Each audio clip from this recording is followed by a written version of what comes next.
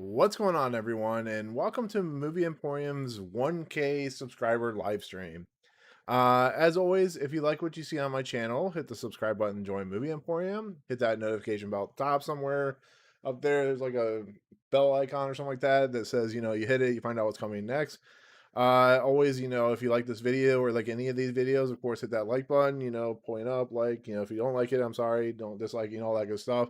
And comment below on any video you watch, as including this video, which you can comment in as I'm doing this live stream. Okay, so this is a unusual thing I do. I don't do live streams very often. Most of the time, if I talk about news, it's I pre-record it and then I put it up there and you watch it and you have fun with it and so on and so forth.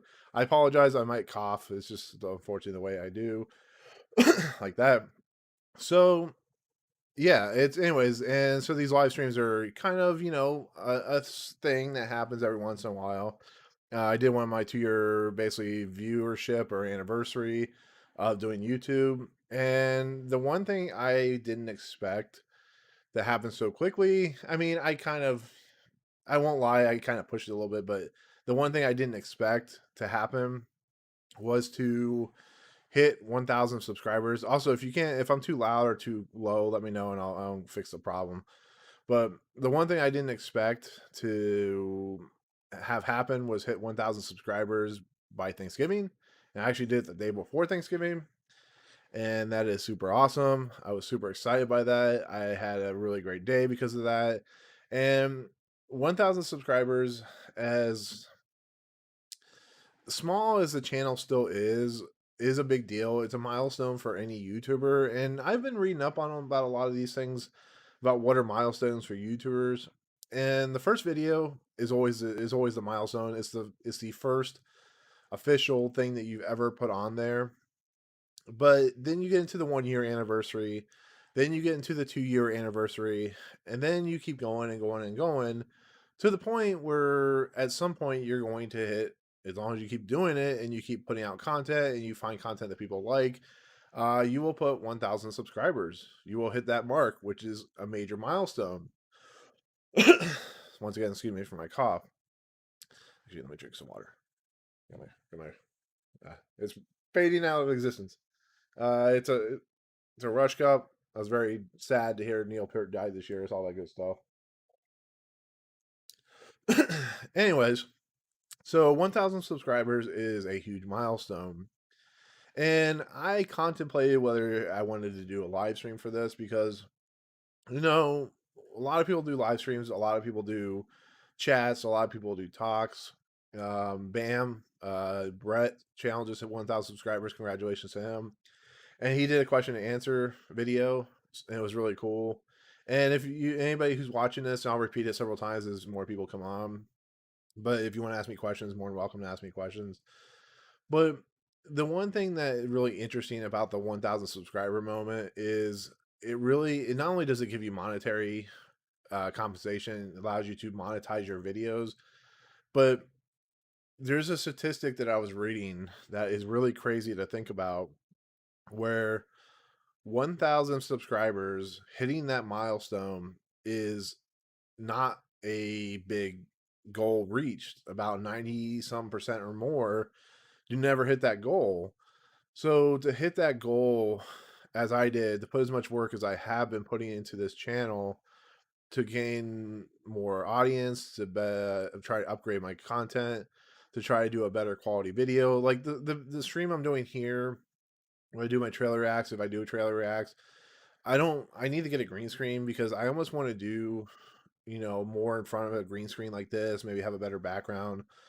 But having to, like put my camera sits like right here, it faces behind me, and it can be a little cumbersome when it comes to, trying to set everything up. So I wouldn't mind doing in front of green screen, but it's really is hard to do. But yeah, so anyways, you hit 1,000 subscribers, and I think you feel like you're accomplished in a lot of respects. I think you feel like that the amount of time that you spent, I would love to hit 100,000 subscribers. I'd love to hit a million subscribers one day, but the idea and the simple fact that I even hit 1,000 subscribers, and I was able to because of certain videos I had.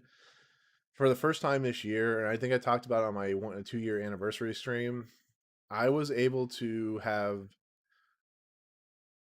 probably I had my first 4,000 viewed video. I had my first 10,000 viewed video. I had my first 20,000 viewed video. And that was a huge thing because as soon as I was able to monetize on the 1000K subscriber thing, I was good to go the day of, and I was approved like almost the next day. Right, it was because it was Thanksgiving. It took a little bit longer, but I was approved like right there and then. So it's a pretty big deal. I was looking at how much I made so far, and I haven't made a lot. I mean, it's gonna take a while to get to the threshold of where they actually pay you. And I was thinking about like when they actually get to that threshold and be like, "Hey, YouTube, do you remember Goodfellas? F you, pay me." So it's one of those things that happens, but it's really a big deal. It really is. I appreciate everybody who has ever come to my channel. I said that in one of the videos, my whatever video it was. Um, hey, thank you, sir. Thank you so much. That cat, I have. Do you have a black cat? Is that your picture? Is that your cat? Because I have a, I have a black cat as well, which I thought was pretty cool. So, but I've had a lot of people that I've talked to that have kind of stopped talking to me when they get to a certain point. It's the unfortunate nature of YouTube. People are trying to outrank people. There are certain people that have outranked people that I was talking to on a regular basis, and they just kind of stopped talking to me, which is perfectly all right. It's fine if you don't, if you don't feel like you want to deal with people that have lower view counts or subscriber counts. It really is. But with that said, and I know most of these people probably aren't on this stream at all because there's only a couple stream persons on right now. Um, what I want to do is thank the people that have most appreciated my channel, as well as people that I constantly keep in contact with. To an extent, there's people on here I keep in contact with like every day, but these are what I consider people that have great channels, are great people in general, and put a lot of hard work into their material. And for better or worse, they either have a really successful channel or they have a channel that's growing, and it's a thing to see when it comes to YouTube because I met a lot of good people, but made a lot of good friends through YouTube. And these are the people I want to thank. There's what, 1, 2, 3, 4, 5, 6, 7, 8, 9 people that I want to honestly thank for kind of being there for me on a regular basis, who I can go back and chat to, or I chat to on a regular basis. So I'm having like a really bad cough today. But I think it's Emil. I want to thank you as well. As there's also Wolfpack who comments regularly. I thank you guys a lot for what you guys are always on my channel, and always appreciate the content that you guys subscribe to. If there's ever anything you guys need, always DM me, and I'll pretty much respond to you guys because you guys are awesome. But when I started YouTube, these three individuals are the ones that kind of, there was other individuals that I won't mention because there's some reasons, but these three individuals are the ones that I constantly were able to talk to, were able to get information from. And they've always been there when I, from the day one to now when I hit 1,000 subscribers. It's pretty crazy. But BamTube TV Brett is one of the first people I ever talked to on YouTube. He's in this, like I said, he's in the same boat I am. We're getting there slowly but surely, but his content is amazing. He does like top tens, and he's really kind of improved his material since I first met him. It's kind of amazing to see how good he's gotten since he first started, or when he was starting when I was starting. But he's one of like the regular people I talk to. I love his content. Definitely subscribe if you haven't. So, Brett, good people. He doesn't do a lot of content anymore, but Ryan from Rye the Movie Guy was one of the literally first people I ever talked to. And he's a guy that he lived in the same city I did, and he is a guy that I just keep in touch because I just respect him so much. It's just he was always able. I was always able to talk to him. His channel started getting a little successful, and he was never not willing to talk. And it was a shame that he kind of stepped away, but work and the pandemic and school or whatever gets people, away from these types of things. He always had good content and good material, and he was always one of the first people I talked to. And Ryan, I mean, if you are watching this or ever watch this, I really appreciate it. I really appreciate it. I've always told you I really appreciate, how much you helped me, get through this channel and started. So, the last person that I want to mention who kind of started from the beginning was the Greek Geek, who hasn't posted anything for a little bit, but he was like I said, one of the first people I ever talked to on YouTube, and he would always talk to me if I ever asked a question or ever had any things to say. He does some great Godzilla videos, and I think the last video he did was like a Godzilla video or something like that. But he has a great channel. I can't wait to see if he ever comes back. Hopefully he does. But he's a guy that like would always answer questions. So he was always a great guy to talk to. Always a great guy to answer anything that I ever needed. So it's always I wanted to shout out him and those two other guys who, like I said, were there from the very beginning. So we like John Campbell. I'm gonna drink water. So those three guys will always be appreciated in my book, and I will always answer questions. And I always be there if they need help with anything. And yeah, follow all three of those accounts. Even though, like I said, Rye the movie guy doesn't really do much anymore. Follow his account, watch his stuff, so on and so forth. So, but the next one I'm going to lead into is where everything started changing, where I started meeting a lot of people through YouTube. And I think this was like 2019. I had my channel was like a couple hundred views, 100 subscribers or something like that. And I came across I was a big Schmoes Knows fan, like big into their like movie trivia stuff. And I came across a YouTuber who was doing movie trivia. And I watched a lot of the videos and I became extremely intrigued because I like trivia channels. I love the idea of content and trying to see how good you're at what you do. And it was a channel that I completely fell in love with from the beginning. And it was Ashley from the movie Oracle. And Ashley kind of, she's always open for people being on her trivia show. She was always open to answer questions. She never gave me any negative vibes, nothing. She was always, I talked to her a lot in the first, year and a half, 2 years. I still talk to her on quite a bit of basis. But when I started doing the movie Oracle show, the movie trivia show, I completely just it was an amazing experience. It was a nerve-wracking experience, but it was an amazing experience because she was so good at what she did. She was somebody who was doing all this content on her own. I swear I asked her, I said, I don't know how you find all these questions, how you do it. And it's just the level of detail, level of quality that she put on was an incredible thing to watch. And once again, going through the four people that I went through, it was like some people like Casey and Roy and some people like that. She was always professional, always did a great job, and she every if you get a chance to watch her trivia show, it's fantastic. It's Who Wants to Be a Movie or who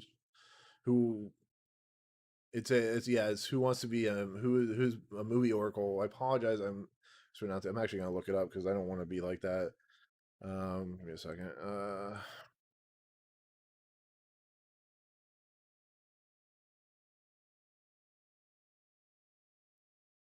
It's Are You a Movie Oracle. I apologize, Ashley, if you're watching this video. It's Are You a Movie Oracle? But it was a great experience. I met a lot of people through there. I started learning about a lot of YouTube channels through that that site, that YouTube site. And Ashley is one of the best. She puts so much content out that is quality entertainment. Her Halloween stuff is top notch. It's the amount of work she puts in her Halloween content is insane. But she's like kind of that turning point, or that kind of, if there's a street here, it was that complete turn down a new street where I started learning about other people. And I wanted to give her like one of the biggest shout outs because she is, one of the main reasons I even talk to half the people I talk to on YouTube. And if you don't follow her channel, definitely check it out. So, one of the people I've been following for quite a while that I consider like a really good friend, a really good person is Chris from Movies and Munchies. Now, Chris's channel has blown up, and I always congratulate him on his channel blowing up as well as it did. He's a guy that's been doing his stuff for 3 or 4 years now. He's a guy that is really professional, does a really nice job with his content, is really good at what he does. And just to watch his videos, just to watch his kind of trajectory from, normal low YouTube subscribe or YouTube review host to becoming an influencer is an crazy impressive thing. And it's because he puts so much effort into his videos. And like I said, I talk to this guy, Chris, on as regular basis as I can because not only do I respect him so much, but he's a guy that will always answer, always talk to me. If I ever have any questions, he's always there to help me. He never not answers anything I say, and we joke around and have a good time. And he was on my Star Wars podcast, Trench Run.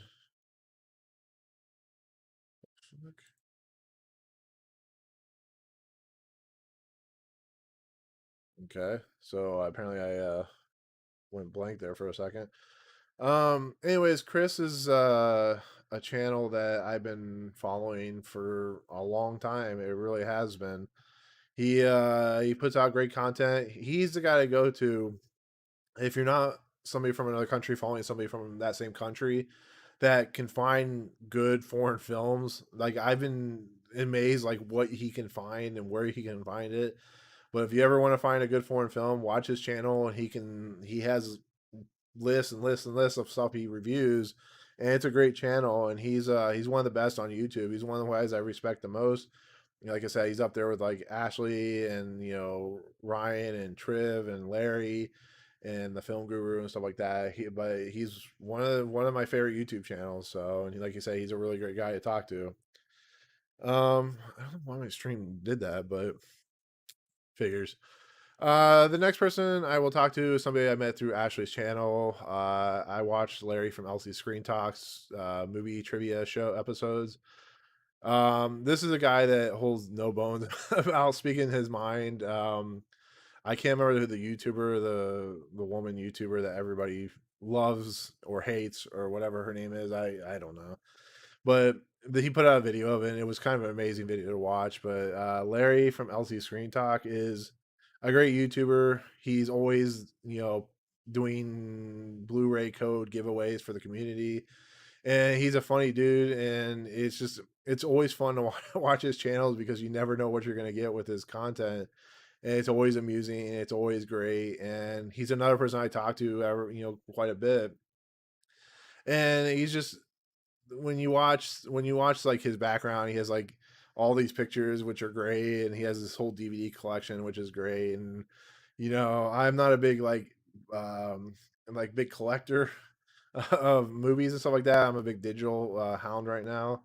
But if you have not heard of LC Screen Talk, Larry, if you have not heard of that content, definitely subscribe to it because it's definitely worth watching. So the Film Guru is an individual I met early on. He's a YouTuber that has really great content.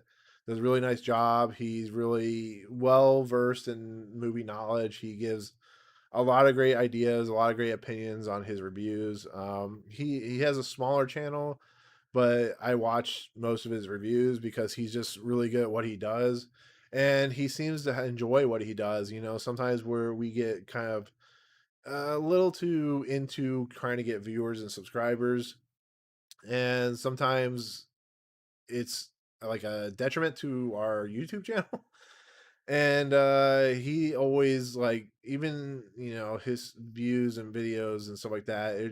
It's a great channel to watch. It's somebody that I would highly recommend subscribing to, and he's a great channel. So the second to last person I want to talk to is one other person I met through Ashley, and it was Dan Jensen, new father of Kit and Harley. Um, Dan is an amazing human being. The dude is like amazing to listen to and watch. He's funny. He's entertaining. He and Ashley and their back and forth when they do like the post show of their trivia show, doing she's the main host and he's like the co-host and stuff like that. Is incredible to watch. It's funny and he I talk to him, on a regular basis and stuff like that, but his content is pretty awesome. He, once again, he's will make no bones about what he likes and what he doesn't like, but he's been posting a lot of stuff with his new kitten recently, which is adorable. But yeah, Dan is somebody that I really respect. I think he does great content. He, is always he'll always respond if I ask a question. He'll always, be there if you ever have something you need. He's exploded recently with a lot of content that he's been involved with. He's one of the few people that's been pretty lucky this year with his kind of trajectory and where he's going. So I have a lot of respect for that. So I know he's Australia is kind of on a different time zone than we are, but he's a guy that if you don't follow Dan Jensen's channel, it's Movie Talk with Dan Jensen. Definitely follow it. So, oh, you're here. Oh, I have one other person to talk about, and they may or not be in my channel right now. So the last person is one of the biggest people on when it comes to being like a good friend, and that's Triv from Trivial Theater. I talk to Triv like literally every day. Like she's a really good friend now, and she makes some like really great content. And you know, I was watching some videos that she does, and the fact that her channel doesn't have 1,000 subscribers blows my mind. It really does, and it's a really great thing to watch because like Chris from Movies and Munchies, she puts out some insane content that of movies that one I've never even heard of. Like there's a condom review, there's an ice cream murder review. I mean, it's insane what you're putting out, Trey. Like I don't know. It's just like your content's so great and so insanely unpredictable. And I was really excited to do a video with about how Howard the Duck and stuff like that. So, you know, like I said, I met Triv through, of course, Ashley's channel, and she puts out great content. And it's crazy. Actually, I forgot another video. I'm sorry, I forgot another person, but it's what were you watching channel, which is as creative as Triv, and she knows this. But I'm always under this weird impression that people who are super creative don't get the love that some of the people who put out videos and reviews, but I don't personally think are the greatest. And it's not to dog anyone, but what you were watching, the movie Oracle and Trivial Theater put some of the most original content I've ever seen in my entire life. And the fact that, Triv and what you were watching don't have more subscribers, they need more subscribers. Trev, you can say whatever you want, but you guys need it, and you guys need to subscribe to these channels because the content that they're putting out, especially what were you watching? Like the dude gets on, I think like Adobe After Effects or something like that, and some of the stuff he creates is mind blowing. Like I didn't, he had like this box or whatever in one of his videos, and it was completely CGI generated, and I would never have known, but and then Trev has like her whole animated thing that she does, and it's like, holy cow, like what is going on? Like these, oh man, like I've never understood YouTube. I'm always excited that I hit 1,000 subscribers, but I always say I question whether I deserve it sometimes. And yeah, it's one of those things where you know it's like the luck of the draw. Some people get lucky, some people don't. Some people are like me who for some reason get 1,000 subscribers. I wish I had more viewers sometimes, but it is what it is. But um, yeah, it's pretty crazy to watch. Like I said, there are more people that I have talked to throughout the years, throughout the 2.5 years I think I've gone to with this channel. that I have a lot of respect for him, but a lot of people, as you know, will use your channel to kind of propel themselves forward and then completely forget about you. It's like a burning of the bridge thing. And I'm not going to beat around the bush. There are a lot of people that I don't respect on YouTube because of how they act and how they treat the people around them. But that's not what this channel is about. This is about me hitting 1,000 subscribers. This is about the people who I appreciate through what they do. And yeah, it's pretty crazy to think that I've gotten this far, and I'm up to like 1,031 subscribers. And yeah, I mean, I know I spent a little bit more time than I was expecting, but those individuals are what makes me keep doing what I'm doing. They really are. They're the people that I respect, the people that I have a lot of appreciation for, and anybody that I talk to about, you should definitely look at their channel. Definitely subscribe to them. So I'll repeat the list. We have BamTube TV, Brett. It's BamTube TV is the channel. Rye the movie guy, like I said, he doesn't do much anymore, but his channel's still great. The Greek Geek, hopefully, like I said, hopefully comes back. Like I said, where the kind of turning point is the movie Oracle. Definitely check her content out, especially her who wants to be are you a movie Oracle? Chris from Movies and Munchies, his channel is amazing, one of my favorites. Larry from LC Screen Talk. If you want some good humor and some just good goofiness and great reviews, check out his channel. Trivial Theater, definitely subscribe if you haven't. The Film Guru, definitely subscribe. Get that guy some subscribers and views and so on and so forth. Dan Jensen, Movie Talk with Dan Jensen. Check out his Twitter account with some beautiful kitten pictures and stuff like that. And of course, What Were You Watching is another great, very creative channel. So, but with that said, I didn't really plan on where I was going next. So I have a script, which I might actually wait a second. What I'm going to do is, if you guys are interested, I have my what I consider to be because I haven't seen Soul, and I haven't seen a couple other films yet that have not been released, like Wonder Woman 84. Thank you so much, Wolfpack. No, breather good. No, I'm just like trying to think of what like the best way to go next. But okay, so I figured, if you're on this watching this stream, that I'd give you what my top 17 films of 2020 are. And there's a lot of movies that maybe you haven't seen yet or want to see. I know Wolfpack, you mentioned a lot of times what you want to see and what you have seen. But yeah, let's go ahead and take a look at my top 20 so far. And I'm gonna do a video for this, so anybody who hasn't watched this or doesn't watch it will get that video eventually, but this is it. So, number one, right? This is going to change probably. Just to let you know, this is as of right now on December 4th, which is uh, Friday or something like that. Okay, so number one, Nomadland. To me, I don't think that's going to change. These top four are not going to change, but number one, Nomadland, probably one of the most like cathartic movies of the year. Just amazing performances. Number two is One Night in Miami. A film that completely floored me from the minute go. It's gonna have some great Oscar buzz when it hits that time. Number three was The Father. That was probably the best performance outside of who was it? Who was it that was?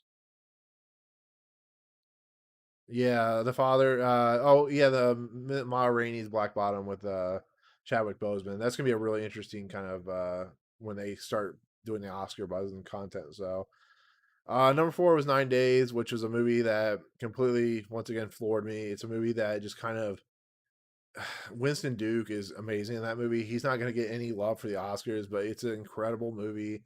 It's an incredible performance. It's a very heartbreaking movie, but if you watch all my reviews, you'll hear about all this. Number five is a movie that I can't wait to talk about. Number six is gonna be Frankenzed. Frankenzed, I've talked about that enough. It's an incredible film. Number 7 is Collective, is a film about the collective fire, about all the issues in Romania with their health system. Number 8 is Possessor, Brandon Cronenberg, amazing film. Number 9 right now is Minari, is a film about Asian individuals who move to Southern America, who have to deal with the Southern hospitalities, and it's fantastic. Stephen Yeun, I hope, gets a Oscar nomination for that performance. Number 10, this is where it gets murky, but number 10, I have The Trial of Chicago 7 right now. We'll see where that goes, where that ends up, taking place, and so on and so forth. Because 11 through 17 could fit in a number 10 or could like swap out with something. But if it were to be released today, review, so on and so forth, as a video, number 11, these honorable mentions would be Mank, Sound of Metal, Wolfwalkers, The 100, Save Yourself, Ma Rainey's Black Bottom, and Black Bear. So that is the current list of top 10. Like I said, it has been a crazy year that is 2020. The pandemic has been ravaging a lot of people, and anybody who watches video or anybody who is in the stream that has somebody who's ill with COVID, it's pretty crazy. But 2020 on the other end of the spectrum has been fantastic when it comes to movies, even more so than 2019, which had one of the surprise films of the year for me, which was, of course, Last Man, Black Man, San Francisco. But being able to watch a lot of these films that I would not have been able to watch if it weren't for the film festivals going digital, are it was an amazing experience watching.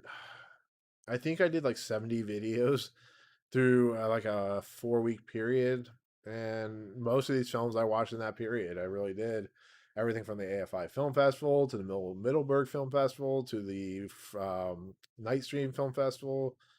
It was Miami Gems Film Festival. It was insane. I mean, I watched so many movies, and it was insane to kind of go through and kind of decide. Now I'm getting close to being able to record, but like I said, I haven't been able to see Soul yet. I don't know if Wonder Woman 84 is going to hit my top 10, but it's a movie that was number 2 on my most anticipated list. Um, it was number 2 on my most anticipated list, so I'm looking forward to it. But the trailers have been a little disappointing, especially with Cheetah, the main villain. So we'll see. But Pedro Pascal's in that, so. But that's pretty much it on the top 10. It's like I said, been a really crazy 2020 so far, and we're 2 films away from me being able to film that top 20. So here's another thing that I found when I was going through. Let me bring it up. I don't have it on the screen, but I was going through. Where is it? The most anticipated films of 2020. Now that I think about it and talk about it, maybe the water thing.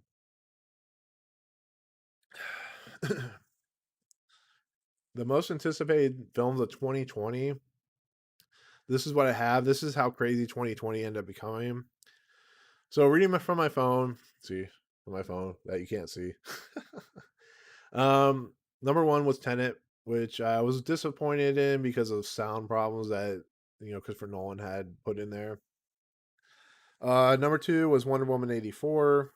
Number 3 was whatever Paul Thomas Anderson was working on, which it never had any really kind of traction, so that was kind of a miss on mine. Number 4 was a film that I was really looking forward to that got pushed to next year. Was Woman in the Window, which was the Amy Adams, Amy Adams film that was directed by Joe Wright. Number 5 was No Time to Die, which of course had many pushbacks to now it's in April. Number 6 was one of the few films that I actually did get to see this year, which was Bill and Ted Face the Music, which I was kind of ho hum about. It's grown on me, but I was kind of middle of the road type of thing. Number 7 is a film I haven't seen yet, which is Soul.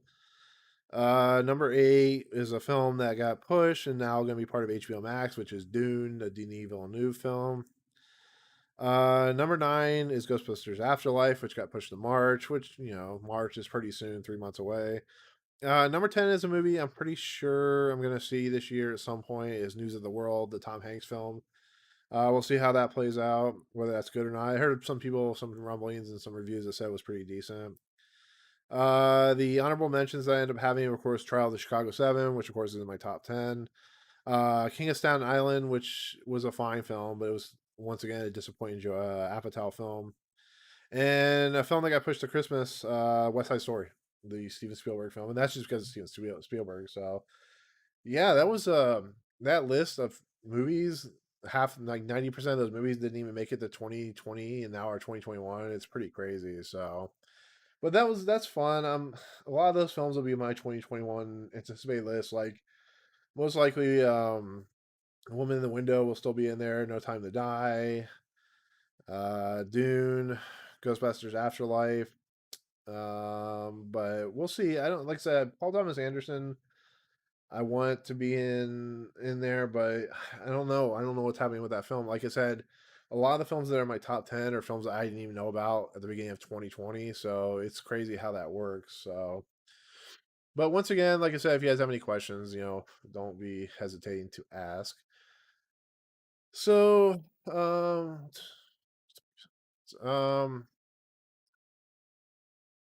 it feels like it has to be a big screen though. Yeah, I don't know. 2020 is such a mess.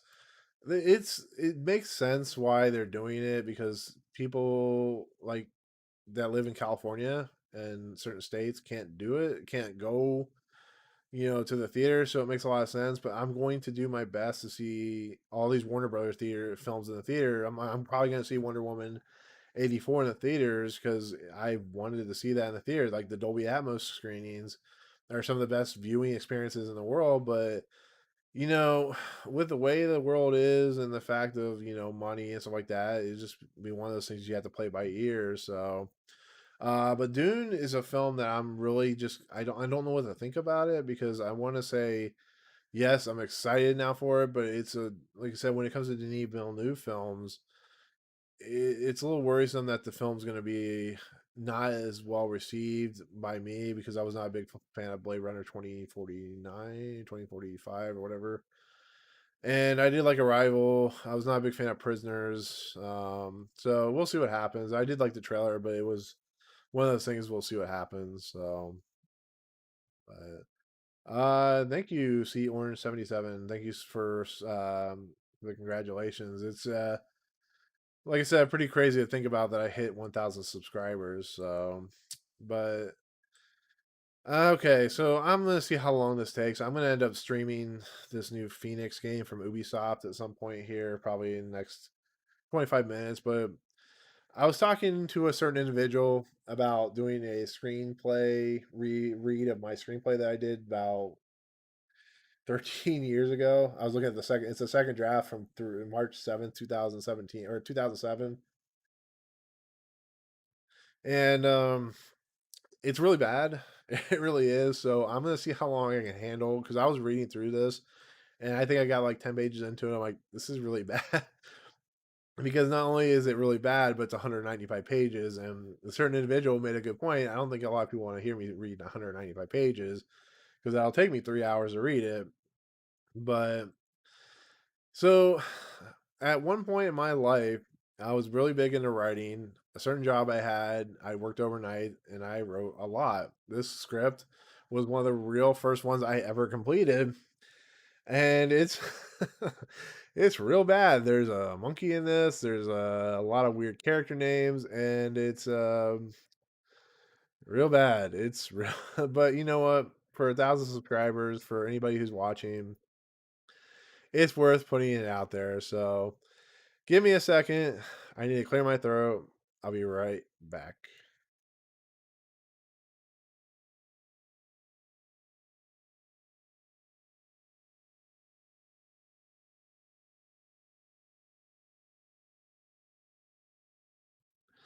Okay, I'm like raspy voice right now. Okay, so um Right though. Oh man, that's such a. I get. Oh god, The Office is so good. Okay, so I'm big into sci-fi and twist sci-fi movies. Like I'm big into like Edge of Tomorrow, those types of sci-fi movies.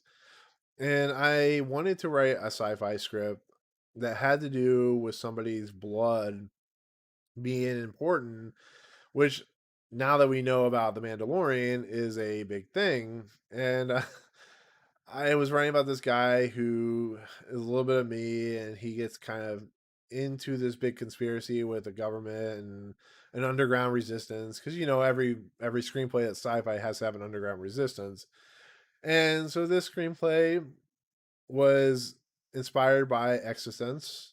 It has a very existent. I'm not going to get to the ending.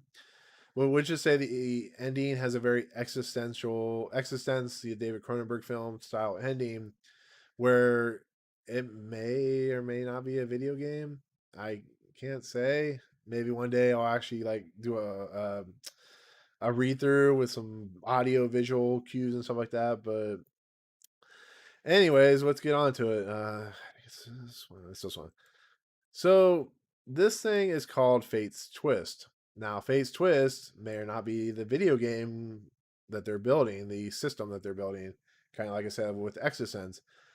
And it was under my banner IKLE Productions. Where I came with IKLE, I still can't remember, but it was Eichel Productions. And my friends will never let me get over it. So I'm going to put out in the ether. It was a second draft, so I went through this with a fine tooth comb, and it still turned out to be 195 pages, which would be a mini series. And I will read. Let's just do like the first 10 pages, and then I'll do some streaming of this Ubisoft Phoenix game or whatever it's called, because it's the only game I can get working on this live stream. I'll do that for an hour and a half or so. So anyways, Face Twist by Nick Lapola. That's me, Nick Lapola, writing crazy content. All right, so we go to page 1, and page 1 reads, quote, "Into the darkness we face the unknown. Anonymous 1." The quote fades, leaving the title Fate's Twist. The title fades to black. Scene in, fade in. All right. So exterior blackness. And like I said, remember what I said about the ending. We can hear a computer humming in the darkness. A computer of keys are typed. Now, remember, this is really bad. We hear breathing in the darkness. Woman, are you ready? We hear another couple of clicks, then we hear a loud explosion. We can now hear raspy breathing. Several footsteps can be heard now coming towards the screen. We can utter this is really we can we can utter chaos in the back. We can hear utter chaos in the background. The footsteps stop. Two men can be heard kneeling. Man one says, "Jeff, can you hear me?" Jeff was the main character. There's a slight pause. There's a slight pause. He's fading. We need the adrenaline, man one says. There's another explosion nearby. We hear a bag opening. Man one, Jeff, I don't know if you can hear me, but we need to stick you with this. It's gonna hurt. There's another slight pause. Hold him down. We hear another move. Ready? 1, 2. We see a bright explosion of light. So all that, once again, remember the ending I told you about. Exterior battlefield day. The light lowers. We see that we're in a POV shot of Jeff Davidson in his 40s. The camera quickly moves back and forth. A man steps in green fatigues, looks at the screen. He places 2 fingers in front of his face. We see gunshots going left to right of the screen. We also see and hear explosions. It's a battle of major proportions. Man 1, Jeff, how many fingers am I holding up? Jeff and BO, 2. Man number 1 smiles, then ducks as 2 shots ring by. Man number 1, good, we need to get you out of here, Jeff. Really bad dialogue. This is something that you'll find amazing. Man number 2 ducks down by man number 1. We need to get the hell out of here. Jeff, can you stand? The camera nods as the camera begins to lift up. Jeff, stay behind me at all costs. Here's a gun. Don't let any of Here's a gun. Gun. Don't let any of them get you down. Get you down. You understand? I think it's supposed to say get you. Anyways, the camera nods again. All right, let's go. The camera begins to move forward. As we look around, we see several men going down in a bloody mess. Men are screaming everywhere. There is a tap on the camera. The camera looks around. Man 2 is on the ground dead. Man number 1 looks erratic. It's too late. They got us trapped. It's a trap. You said we were safe. The camera pans up as a missile comes shooting towards the camera. Page 3. Watch out. The missile gets within a few centimeters of the camera, then stops. We cut from the POV shot to Jeff on his knees. Jeff opens his eyes as he looks up at the missiles. Looks up at the missile. The missile has stopped within inches of Jeff's face. Jeff looks around as the whole battle has somehow stopped in its place. People have frozen into place. Jeff looks around strangely. As Jeff looks back at the missile, it has begun to transform. The transformation takes seconds. We now see an alarm clock. Jeff touches the alarm clock, but jumps back as it begins to beep. If you're confused, this is how I felt rereading this like 13 years later. Interior Jeff's apartment morning. The camera slows as Jeff falls back. Jeff falls into a bed, hitting his head on the pillows. The covers roll up onto Jeff on their own. The clock and several other items of a bedroom start to fall into place around Jeff. A floor suddenly appears, then a wall behind Jeff and the bed appears. The sun begins to appear in the room. Everything freezes into place. We still hear the alarm clock. A hand reaches over and touches the alarm clock. The alarm clock goes off. As you can tell, my punctuation is amazing. Jeff sits up in his bed, rubbing his eyes. Jeff looks out towards the window as the sun shines through. Standing up, Jeff walks towards the window. Jeff looks out into the window world below. We see a sprinkler spraying water over a garden. A hand touches the sprinkler, causing the water to go everywhere.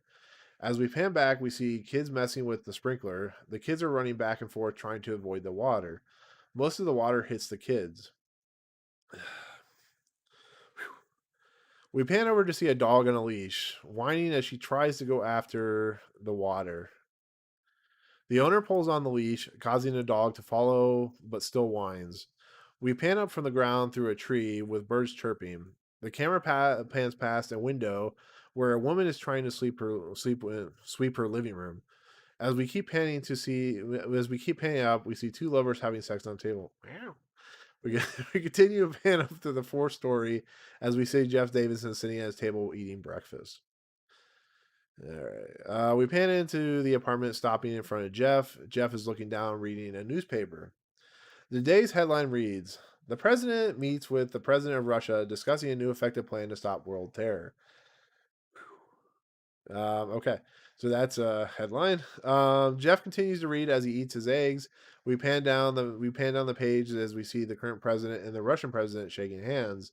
This is a 2007 script, by the way.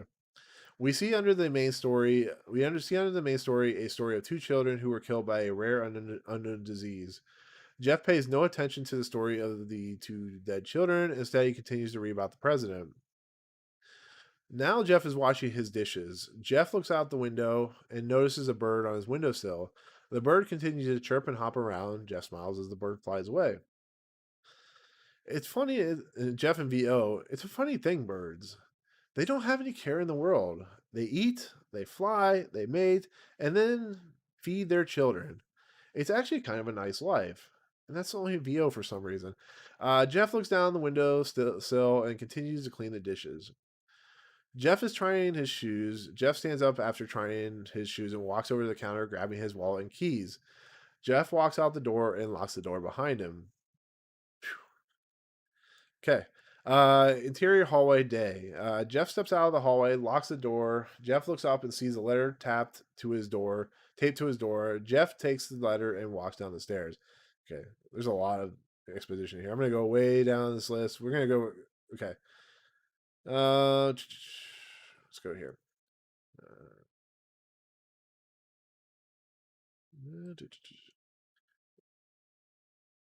As you can tell, I was planned for this.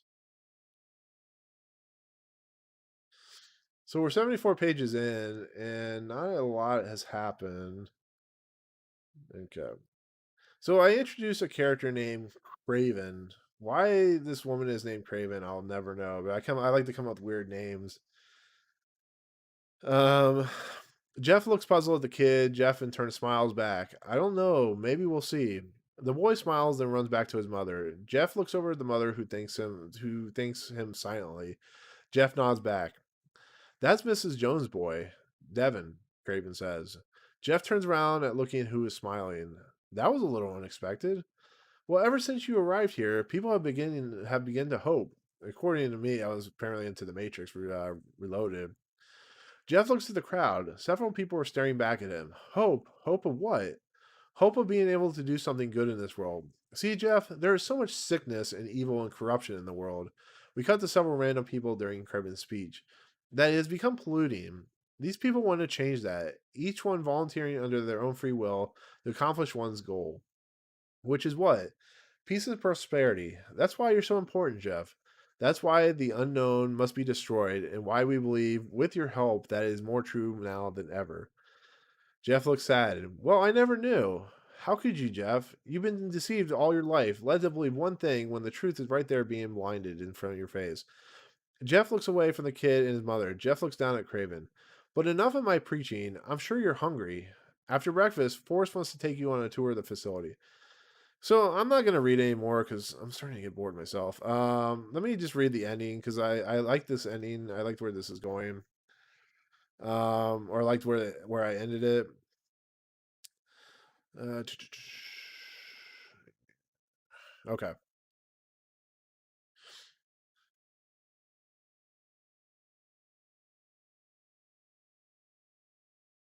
I'll just read it from here. Hey, wow, YouTube. Oh yeah, hey, YouTube's on here. Hey, YouTube, how you doing? That's interesting. Jeff, I need you to hang on. This is after a big battle has happened. Jeff is dying, and Hiro Chiro is a character that is actually, I think, Craven or something like that. It's a really, I think I was on drugs when I wrote this. I'm gonna be fairly honest. Uh, Jeff cops up more blood to pass out. Hiro taps his cheeks. Jeff, stay with me. Jeff opens his eyes. We cut back to Teague, which was one of the main characters, as breathing slowly. Teague, by the way, is a character I was really upset about because he ended up being a character in Pirates of the Caribbean, played no other by was it Keith Richards, Captain Teague. So I wrote this before even knowing that happened. So now it makes me sound like I ripped off the Keith Richards thing. So Teague lets out the final breath. Forrest reaches down to check his pulse. Forrest sighs and looks over at Hiro. He's dead. Hiro doesn't look up, but continues to look at Jeff, who coughs up more blood. Hiro, I'm sorry. I shouldn't have turned my back. Streams of tears run down in Hiro's face. Jeff, don't talk. We need to get someone over to help you. Hiro looks up at the doctor. You, I need your help. The doctor doesn't move. Hiro points her gun at the doctor. Now, damn you. Damn you. The doctor begins to move towards them, sitting down by Hiro. She looks over at Jeff. Doctor, we need to get him to the table over there. You, I need you to help me move him to the table. Hiro, is it? Let's see. Hiro nods. Hiro, he's suffering massive blood loss. We're going to have to operate on him. Doctor number two walks over and looks down. Blood is all over the place. Doctor two looks at Doctor one. All right, we need to turn him on his back. Jeff, can you hear me? Jeff nods slowly, more blood coming out of his mouth. In order to, in order to, in order to work on, we need to turn you over. God damn it! It's going to hurt you more. It's going to hurt. You might pass out. Do you understand me? This is why punctuation is important, people. Jeff nods again. Looking up at Hiro. The two doctors step on either side of Jeff. All right, Hiro, please step back. Hiro steps back near Forrest. Hiro continues to have tears run down her face. All right, are you ready? One, two. As they roll Jeff over, the screen fades to black. Interior, Alpha 1 medical recovery room. We can see a heart rate monitor. As we pan over, we can see Jeff. He is asleep and breathing. We pan in on Jeff as he slowly opens his eyes. Jeff looks up. We cut to a POV of Jeff. The screen is blurry as he looks around, his eyes starting to adjust. We cut back to a third person point of view as Jeff looks around. Jeff tries to stand up, but jerks in pain. Jeff slowly lays back down. How are you feeling? Jeff looks over. We cut to Hero as she's smiling. I feel like $1 million. Where am I? You're in the Alpha 1 recovery room. The last thing I remember was being rolled over. Jeff grips his back in another wince of pain. You almost died. When you were rolled over, blood began to flow out. This is script writing 101. You don't put this stuff in here because it just bogs down everything. What are you watching? You're watching me read my script that I wrote in 2007. So I hope you're enjoying it. Tears begin to flow down Hero's face again. Jeff monitors Hero over the bed. Hero walks over to Jeff, grabs Hero's hand.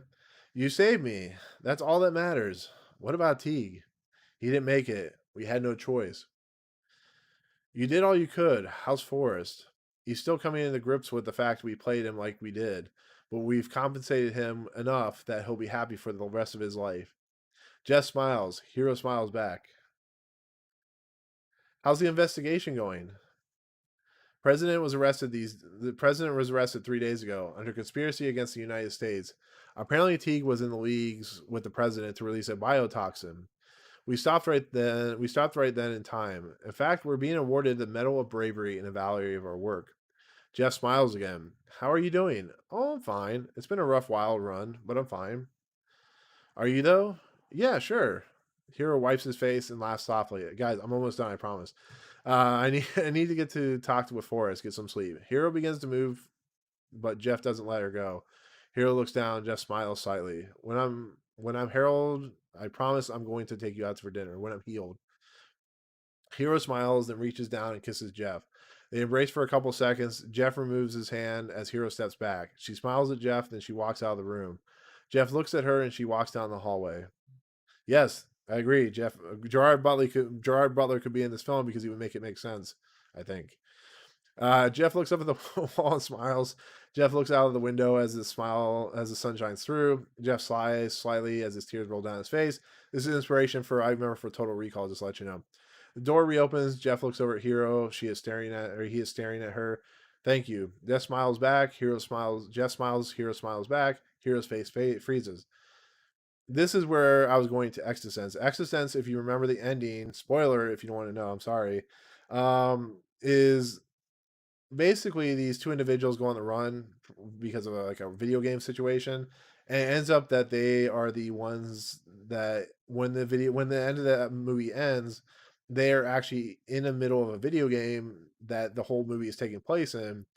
So when they wake up, they are in the middle of the system and they are actually the people, the bad guys that they were the good guys in the game. So in essence, they are being, the perpetrators at the end of the movie. So it's like a good twist where you follow them as the good guys, but they end up being the bad guys. Should you watch Sound of Metal? Yes, it's one of the best films of the year. I definitely would recommend that. So but anyways, the reason I say that is when we get to the ending. Interior Jeff's apartment night. Almost done, guys. I apologize. We pan back from Hero's face. We can see her face is on a video monitor. Video link up ending. Now, the beginning, like I said, it was the whole idea of, computer programs and stuff like that. A video link up ending appears on the monitor. The screen blinks for a couple seconds and goes dead. We cut to a mask. Human head grabs the mask and pulls it up. We pan back as we see Jeff Davidson removing the mask. Jeff sits up, tears rolling down his face. Jeff stands up, laying the mask down. Jeff walks over to the video monitor. Jeff turns off the TV and switches to a computer, or switches off the computer. Jeff stares down at a woman's hand wrapped around Jeff. Hero Chiro's face moves up to Jeff's neck and kisses him.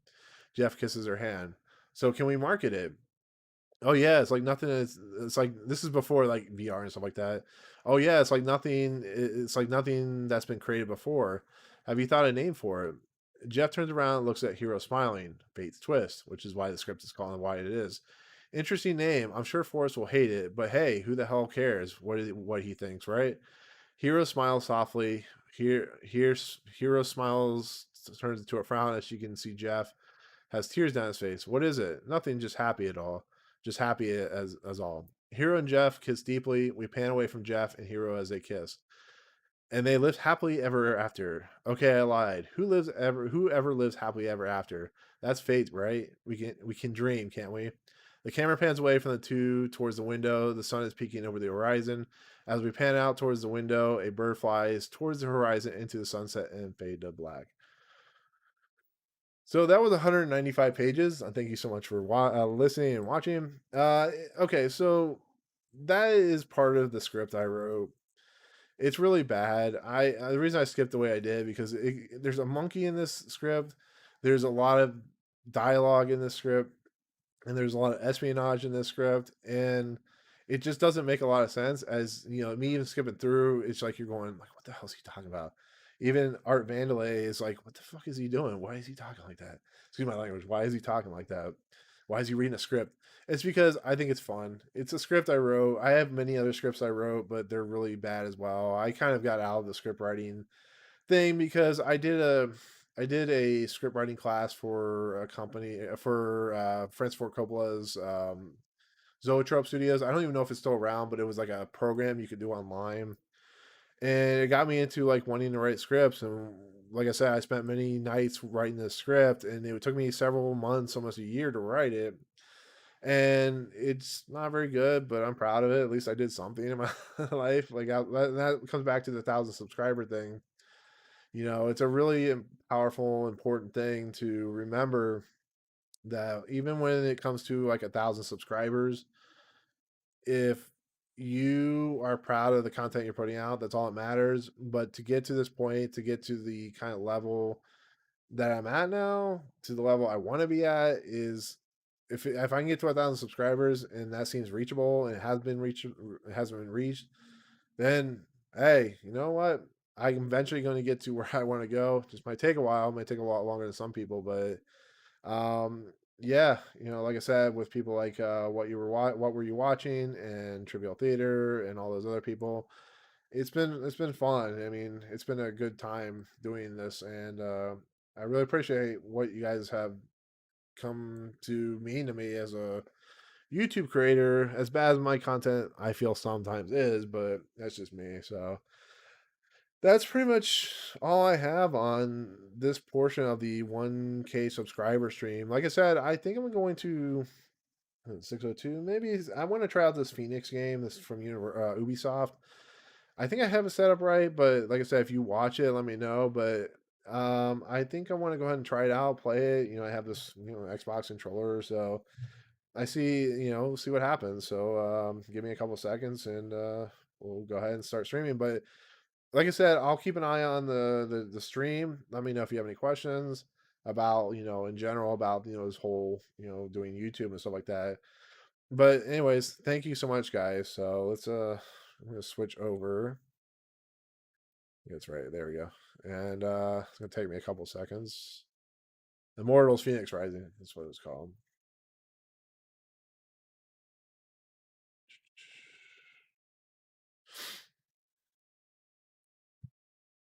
I gotta put my headphones on. Headphones. Nothing but headphones.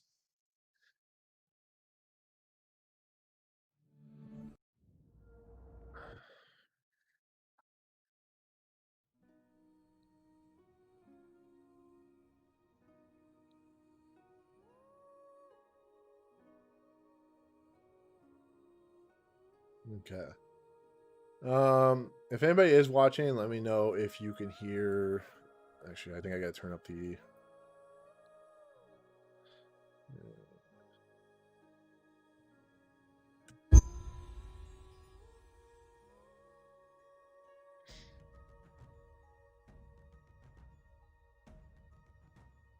It's gonna take a minute for it to upload.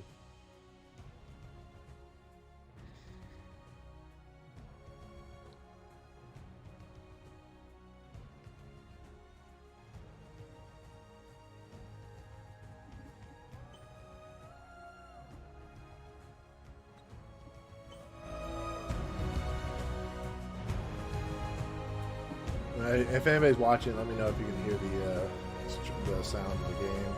It's been getting some weird things right now with the whole copyright thing, so we'll see what happens with this. But maybe I'll turn it down. So with that said, I'm going to attempt to stream if my computer doesn't explode on me. So this game, Immortal Phoenix Rising, I know nothing about. I've never really kind of played it before because it's brand new. I tried it out with the Ubisoft Plus, Uplay Plus or whatever. So it's do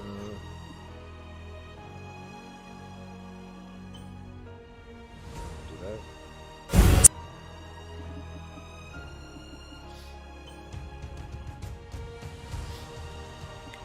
So let's do normal.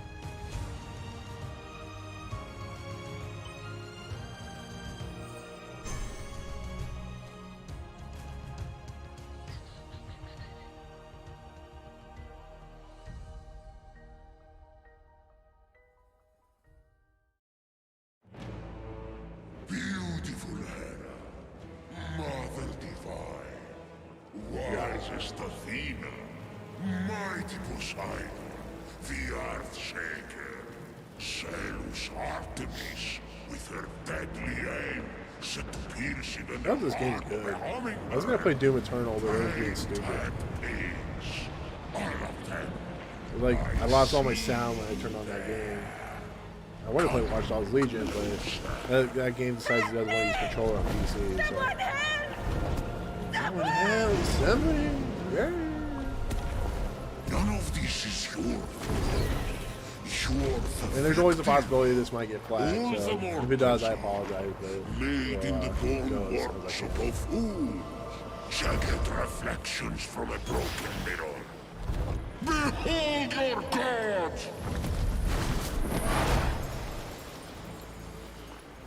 This one killed 6 innocent children to satisfy her rage.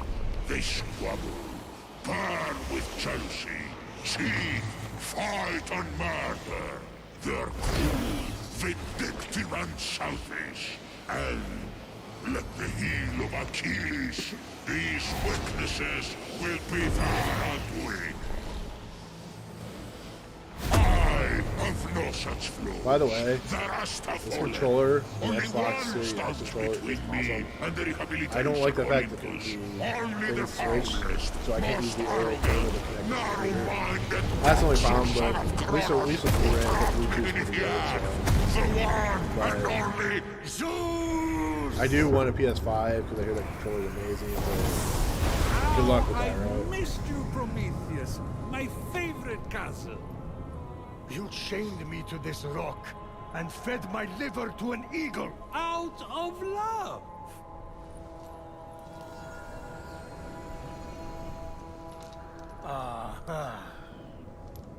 You need my help.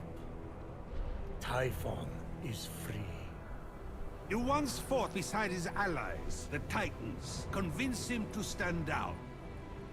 It's not that simple. He is even blocking my ability to glimpse the future. I cannot see past him.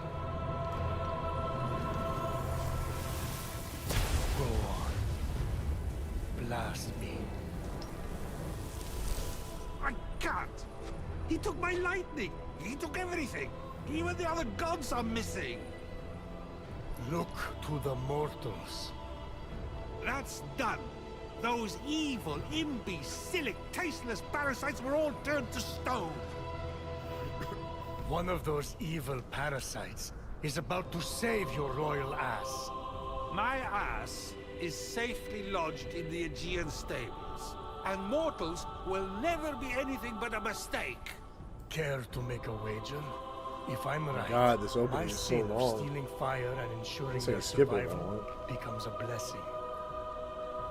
You find your punishment unjust? It's a little extreme. Do we have a deal? If you win, I'll end your punishment and set you free. But if I win, you help me stop Typhon, whatever it takes. Let's say, Art, have Very you watched well. Mank yet? Let the tale of Phoenix be my redemption. Oh no! not one of your stories. How long is this going to... My tale begins at sea. A ship of soldiers returning from a faraway battle. Their victory ambushed by an unexpected storm. The sea tossed and turned. Waves churned to a froth. The line between sky and sea all but vanished. The mountainous peaks of the waves descended into valleys nearly as deep as Tartarus. You're really painting a picture here. It's an art. Point is, the ship didn't stand a chance. He's quite something. At some point in this game's actually going to start. At dawn, the sun rose on the few remaining survivors. The lowest ranked among them, a shield bearer who dreamt of battle, but had seen nary a Wait, skirmish. don't tell me. Oh, okay. Alright, so...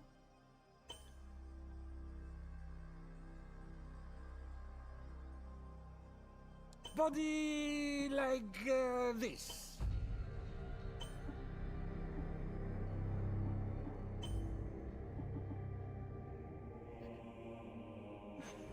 Hair like...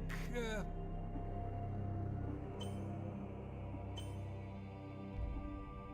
is what I love about Saints Row.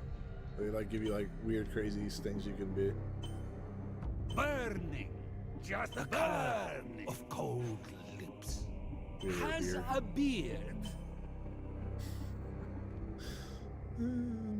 Oh, I'll give it a handlebar mustache. Oh, that's incredible. Oh, I like it.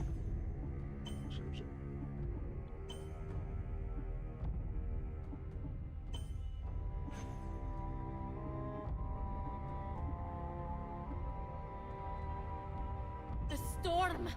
Wake up! The storm! Wake up! The storm. I have to wake up! Face like... a face I can see in my mind.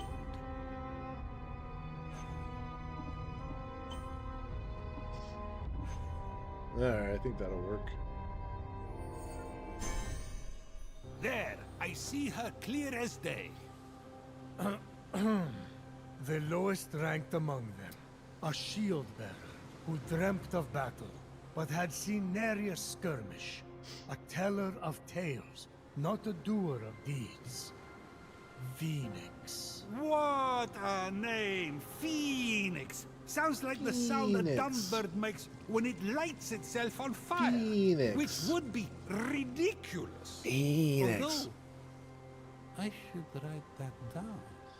Phoenix. Washed up on an unknown shore, Phoenix awoke. Is this why the game got like a 7 out of 10?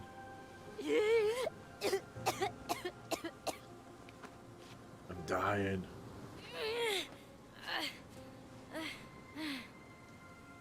This is what happens when you're at sea too long.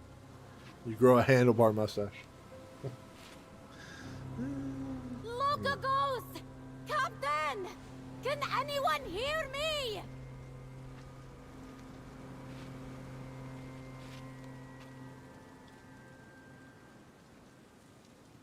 Looks like the only way off this beach is up that cliff.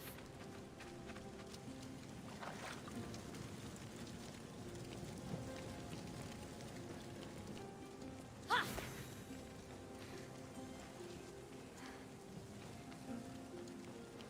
Climbing? Oh, come on. Really? I'm doing a Zelda thing. Ugh.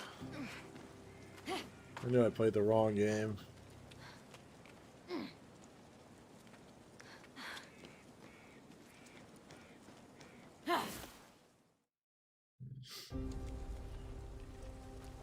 Phoenix saw her captain and fellow soldiers in the distance. Through a trick of the light, she could almost see them waving and calling to her. Phoenix! Again! You may not be your brother Ligiron, but I will make something of you yet. Hold my shield. Try not to drop it this time. I didn't see you there. Don't let them get to you. They're just jealous. It's not often someone has a brother like yours. Took a year, but 1917's claim was released. Can you hear me? You've gone cold. What magic is this? The Legiro, magic of the blue Where are you, handlebar brother? mustache. Unarmed and lost, Phoenix was vulnerable. I have to be calm. I have to follow my training. Better to my tree. My brother's sword. No! My brother's sword.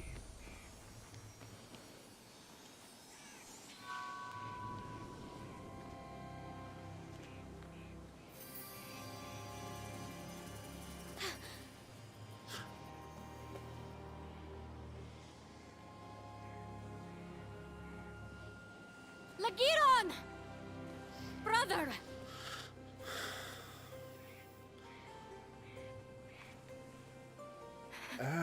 You've always been my hero.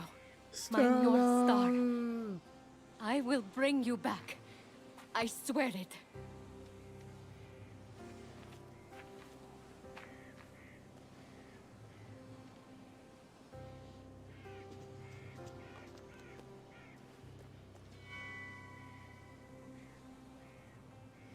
Phoenix had never been allowed to hold the hallowed sword. I probably should do a gift from blue handlebar Achilles for mustache. bravery in battle.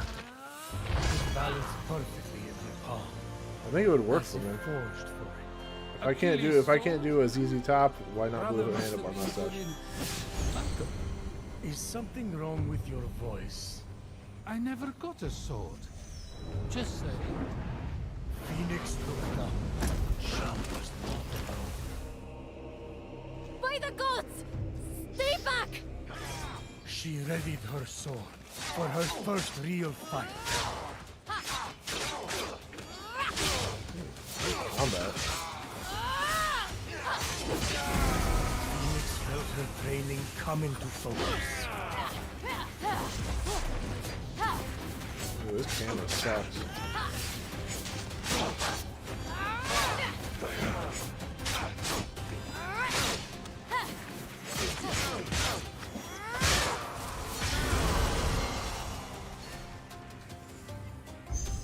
Yeah, I don't like this camera at all. From up there. Supposed to climb up there with no stamina. Are you kidding me? You'll never learn, do they? This is not Zelda. I hope Zelda Breath of the Wild 2 doesn't have the stamina problem.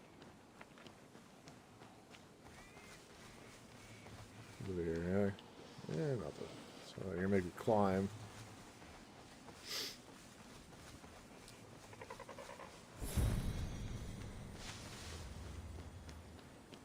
This is the largest statue of Hermes I've ever seen.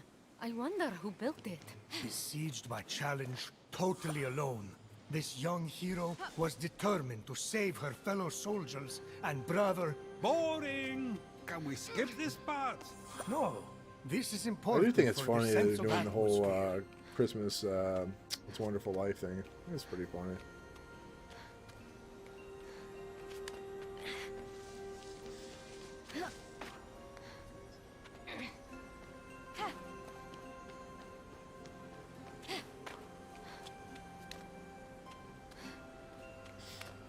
Hermes, my old friend.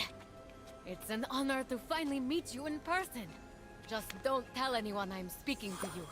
I got in enough trouble for memorizing stories instead of tilling the soil back at home. And then the other soldiers. Well, they really don't appreciate a good story.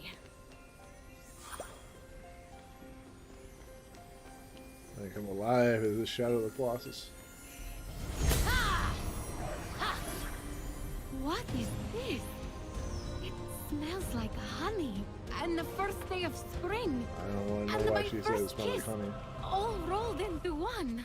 Phoenix got into the ambrosia too? Prometheus! You worried, Zeus, about losing this bet? Please, she can't use it anyway. Yet.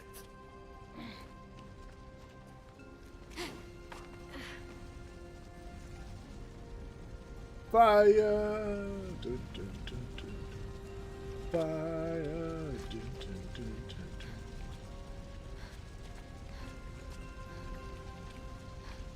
I don't think I was supposed to go up this way. No!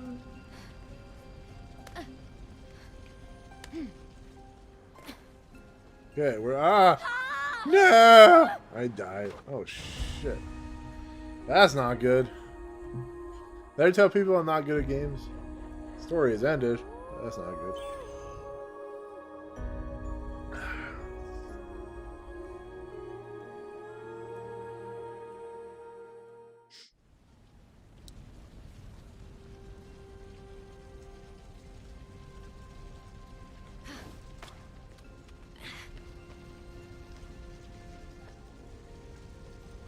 Oh, okay. So I'm supposed to climb back there. You can do it! Bite his freaking head off.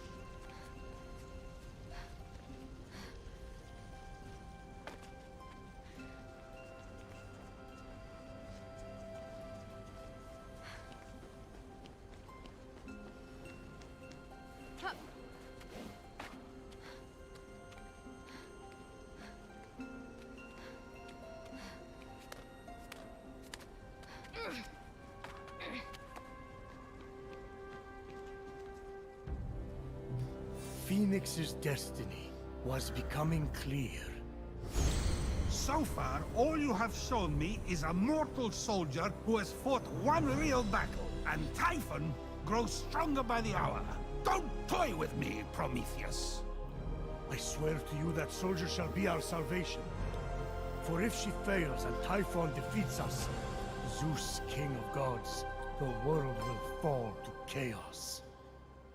A temple of Apollo. If it has an oracle or a seer, they could help me undo this curse. A griffin? They aren't real. Griffin? Let me go! Help! Hey! Griffin? I'll save you! I'll save you. I'm gonna fly like an eagle to the sea. I need to find a way to reach that rift. Fly like an eagle, let my story marry me. I'm gonna fly into the future. Oh, you didn't know I could sing? Fly into the future. How to get down? The pond. Oh. Okay, I don't know if it's gonna work, but we're gonna find out.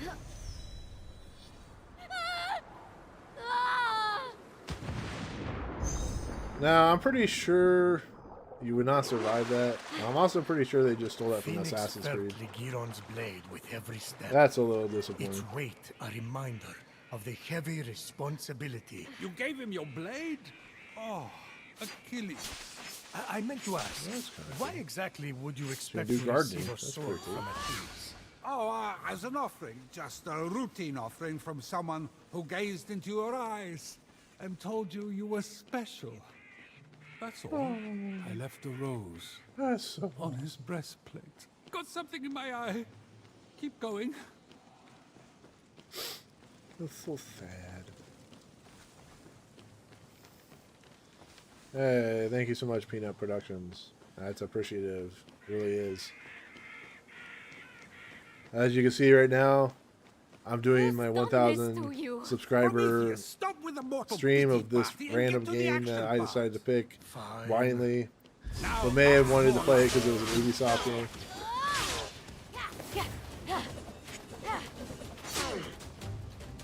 Let's see what happens.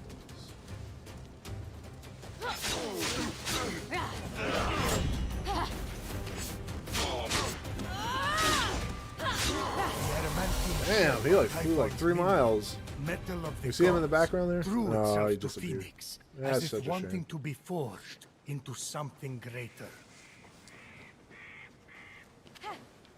This is like old school. Man.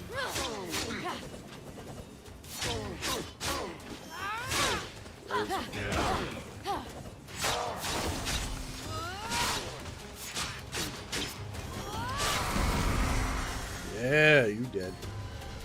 You go bye-bye.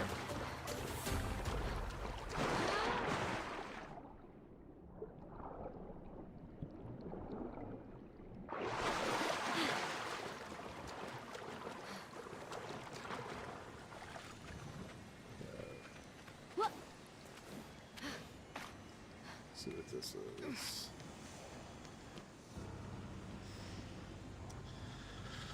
Hello? Can you hear me in there? I'm coming! I found your axe! Phoenix approached the axe, feeling it call to her. Looks like the axe of Atalanta. Must be a copy. Although... But before Phoenix could claim it, the axe was pulled into the pit by a terrible force.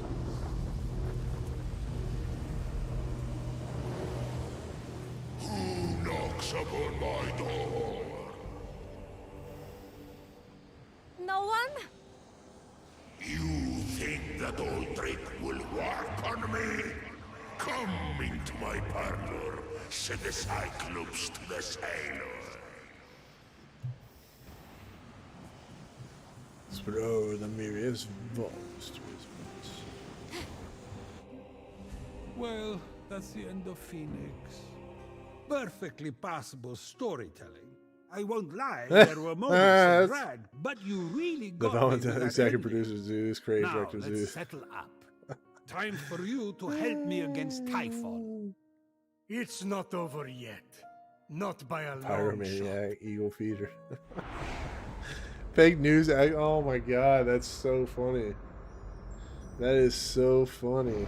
Fake news expert.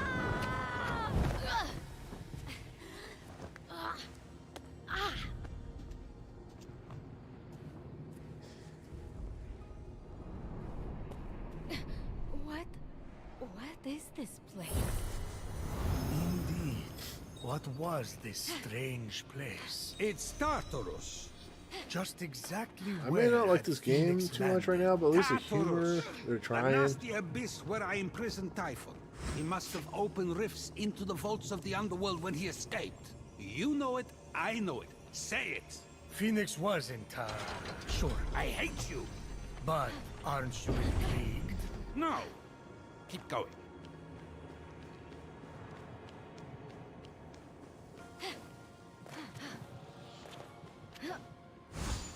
You are either brave, little one, or very foolish. Let's see if you can meet my challenge, or if you will fall like all the others.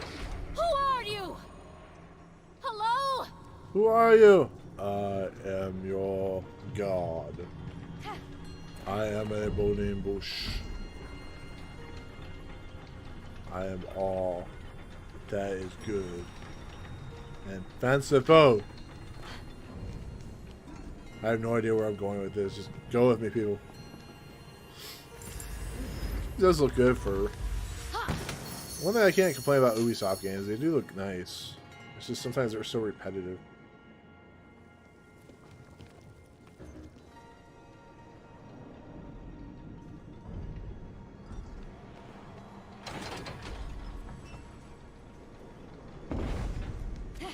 Boom.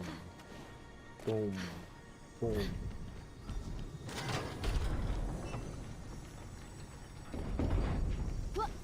Boom, chakalaka, boom, chakalaka.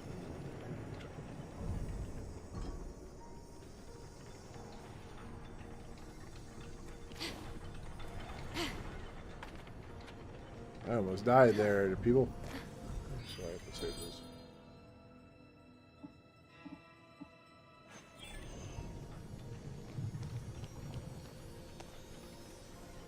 What's this?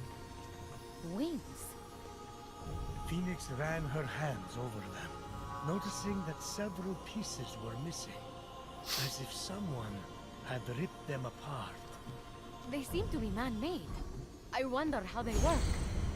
If they even work. You just gotta jump. If you jump, something could happen. I'm just saying is all, just jump. Be like Neo in the Matrix. Jump. Whoa! They actually work. God, I don't like this meter.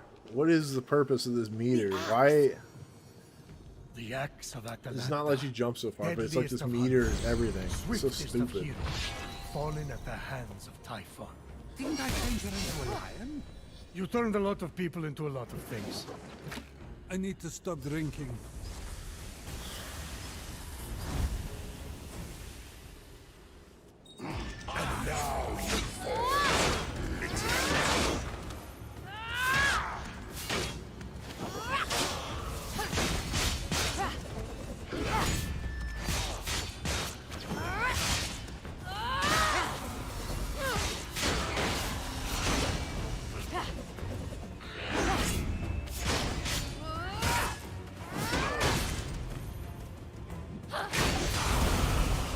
You're still standing?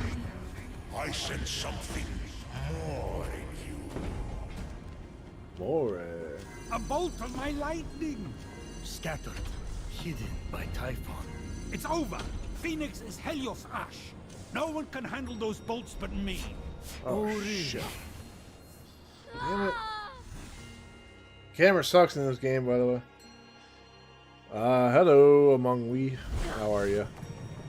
How are you, friend? As you can see, I'm playing a game by Ubisoft called Immortal Rise of Phoenix, or the Phoenix Rising. That was with this really crafty, wow. Why is she not jumping? And we go, wee! Damn it. You know, at this point with Ubisoft, this always happens with their first games, she should have been able to climb that wall. But no, because Ubisoft is Ubisoft. The first games always do this nonsense.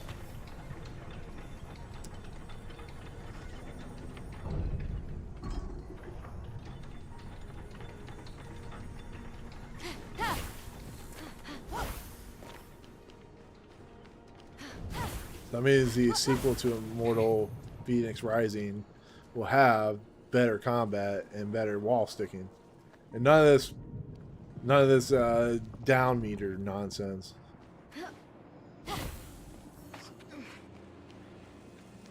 So annoying.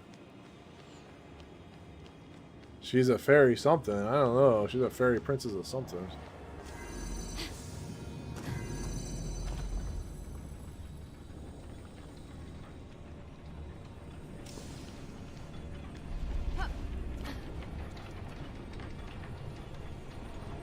Do this.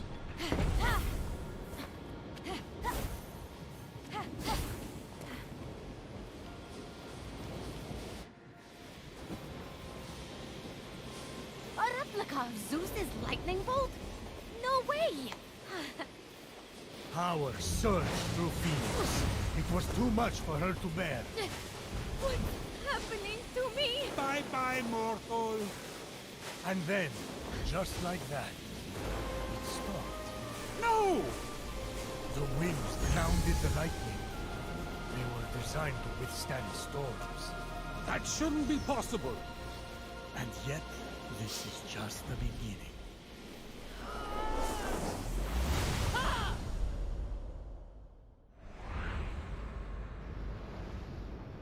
We.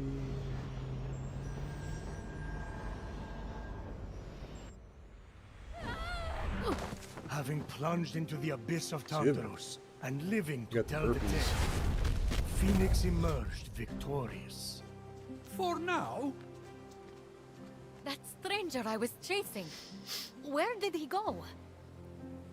With the wings, she would be able to flit across the ancient bridge and find out. I wouldn't just strap on discarded junk. Who knows where those have been? Many a night, Phoenix had told tales of a genius, an inventor named Daedalus, and his extraordinary wings. Perhaps someone copied their design, Phoenix mused. So junk.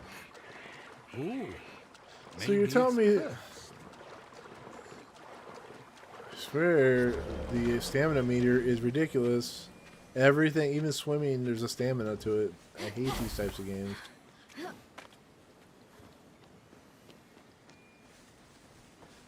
It's fine. It's fine. You gotta hold the sprint. It's fine. I'll go. Just don't tell me you want me to.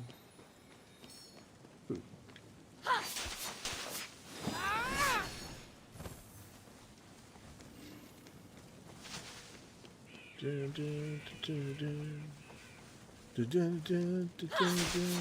that's another thing in this game. There's like crystals apparently in these weeds. What is this?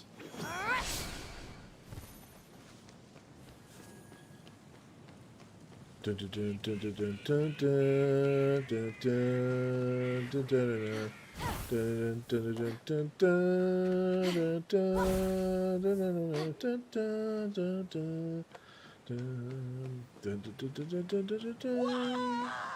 about that episode this week, man? That was good stuff. Hold on!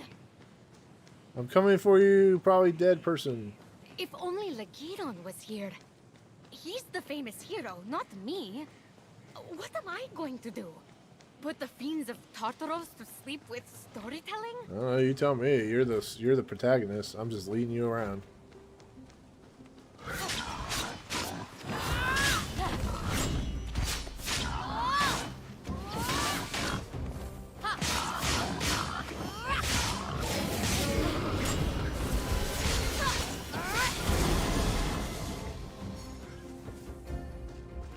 Is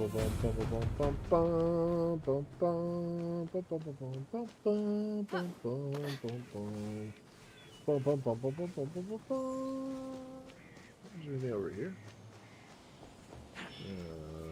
You guys are lonely.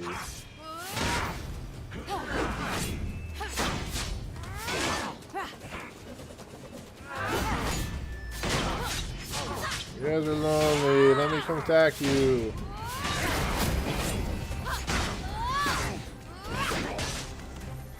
I want to come say hi. Yeah. I said hi.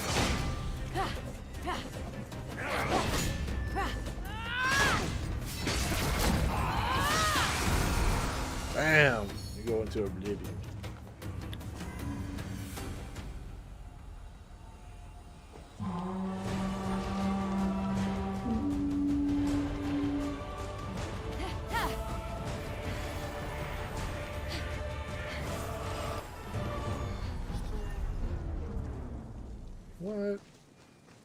What?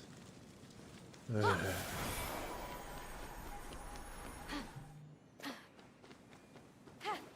try this again.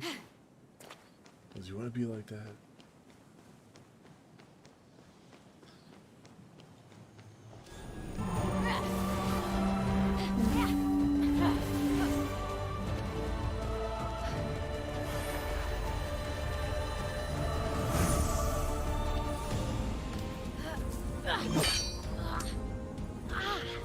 This game really is obtuse. Like, I have no idea what's going on. I know there's this woman or guy, depending on who you pick. Bearing Charon's mark. Typhon stole those too? Charon was saving up for a bridge. Yeah, really bad stamina. Ay.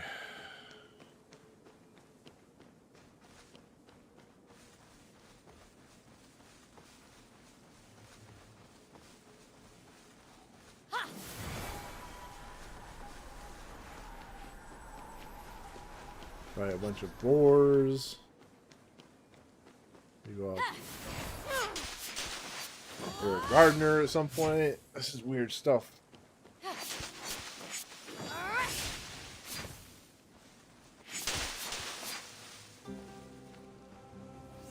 some magic mushrooms.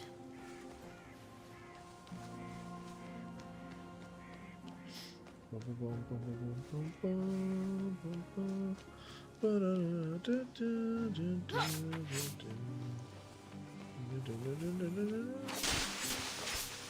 like, how would you know there are magic mushrooms in there if you didn't cut down the grass? Like, it doesn't make any sense to me. This game has no logical sense to it.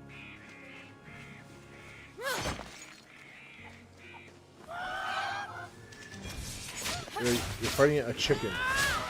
This chicken boot.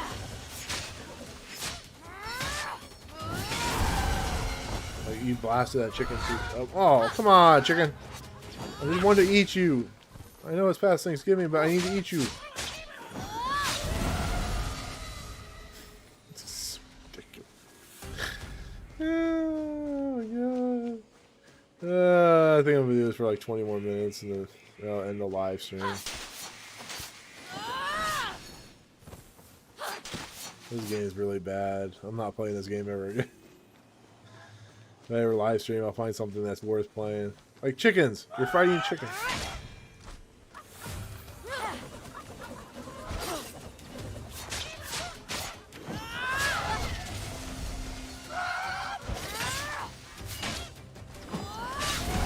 Unlike the mortal flesh, which had been frozen into marble, the pomegranate sprung forth defiantly, bursting with life. A lot of poetry for something they're just gonna stick in their mouth. Isn't that what the best poetry is about? I don't want to know what you're sticking in your mouth. Gods of whatever world this is.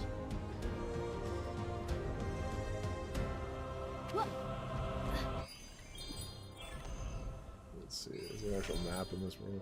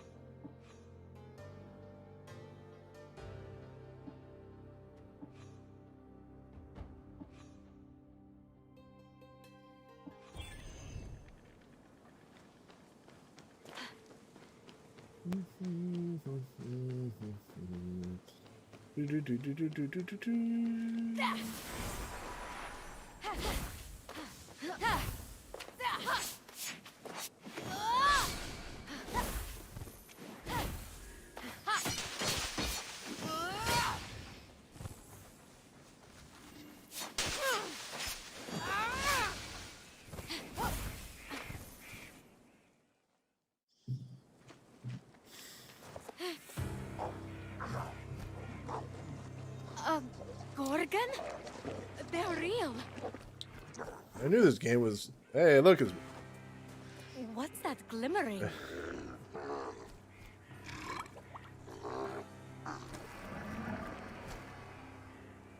Maybe if I sneak up on it. Maybe if you sneak up on it, okay.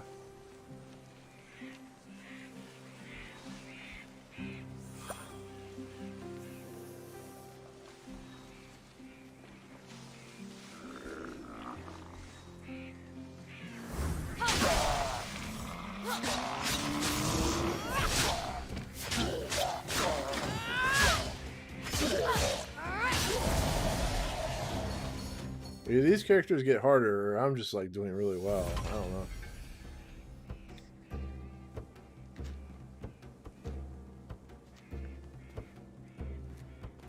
These bracers. I've seen them in drawings. They can't be. Ah, but they were. Heracles, mightiest of mortals, slayer of beasts, defied Hera and accomplished the impossible wearing those bracers. And now, they belong to Phoenix. Through damn luck.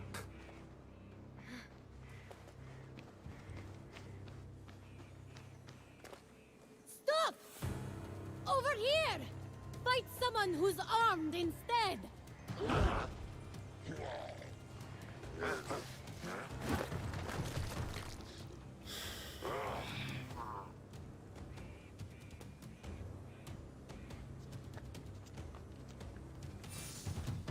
Hey, it's shaped like a turtle. That's kind of cool.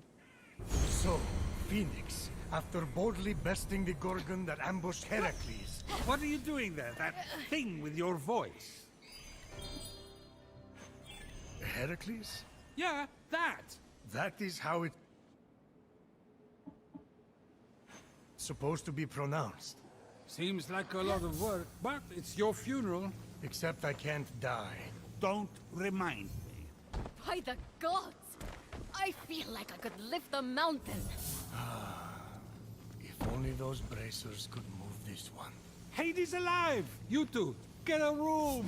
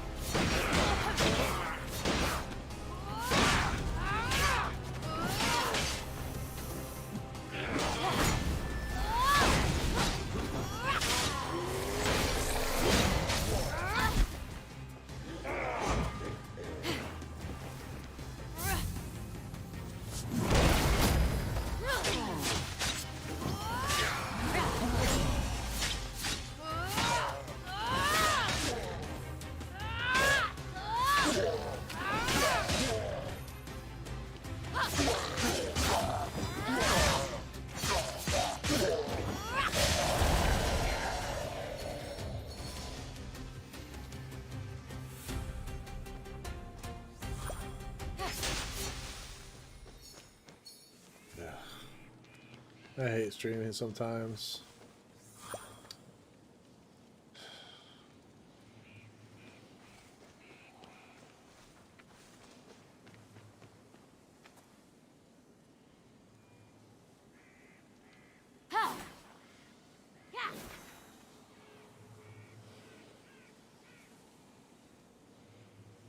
Yeah, it was there. I don't know why it's doing that.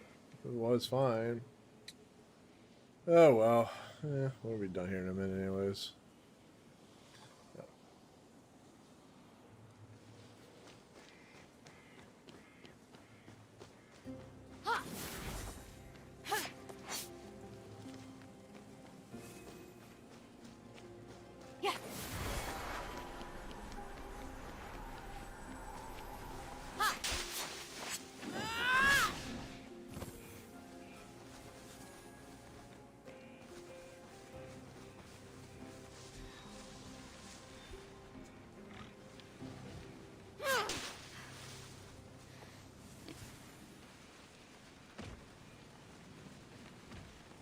I feel like I don't want to fight those pigs.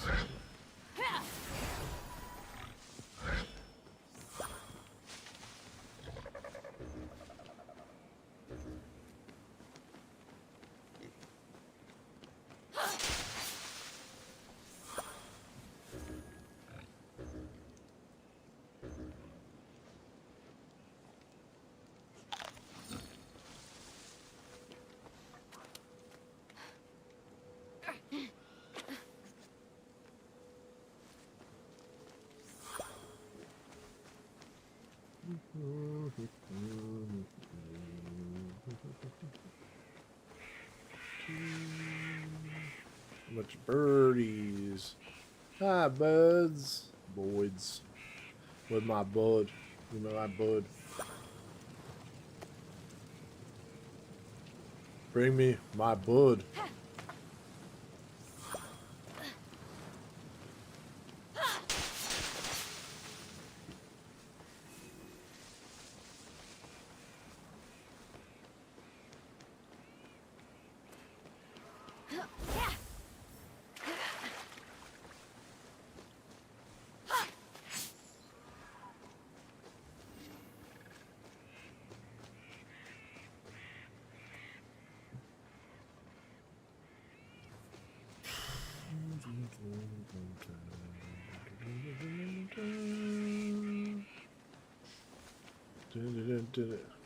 Yeah, I'm not even going. Like, where am I?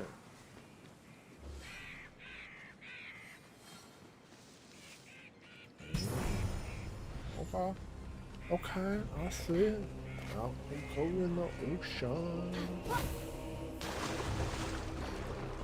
standing there kills me. There's something down there.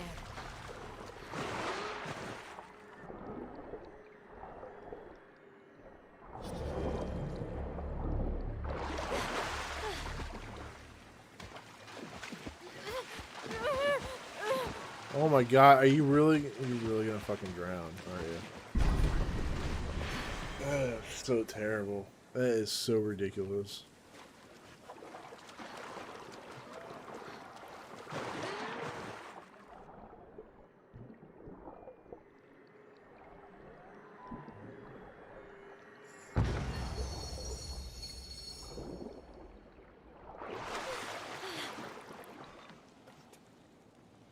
Logical sense for that at all.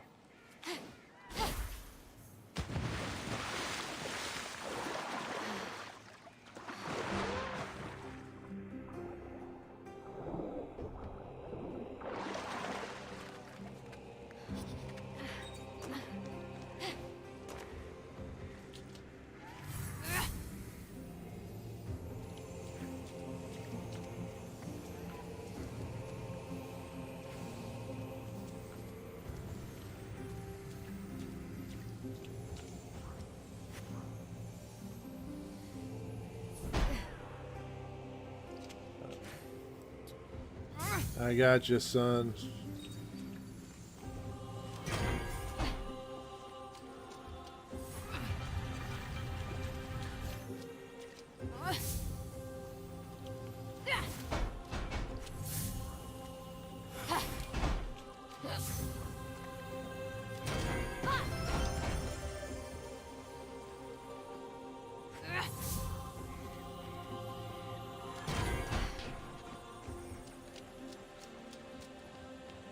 If he fell into that vault, I'll save you! I promise! Alright, I think I'll leave it there. This game sucks. I didn't think I'd hate it that much, but this will not be a game I continue for later on. Unless I'm drunk or something, but that's gonna do it. That's gonna be my 1K subscriber live stream. Anybody who has come on to the live stream and headed in the chat, thank you so much. I really do appreciate it. I was going to do a contest, but apparently that's outlawed and not allowed, so unfortunately I will not be doing that. But just to let you know, everybody who I've mentioned earlier, everybody who has watched, anybody who's in the comments, especially like Wolfpack and so on and so forth, and Emil and stuff like that, you guys are much love for being part of Movie Emporium and so on and so forth. So I want to wish everyone a great night. Once again, if you like my channel and you have watched this or will be watching this, I am at Movie Emporium on YouTube, youtube.com Movie Emporium. Subscribe to my channel, hit that notification bell at the top to find what's coming next. If you like this video or any of the other videos in the channel, please hit that like or like button, just to give me more views and so on and so forth. And comment below on this video or comment below on any of the other videos. Tell me what you think of the video, so on and so forth. But with that, thank you so much, guys. And until the next live stream, you guys have a good night, okay? Peace out.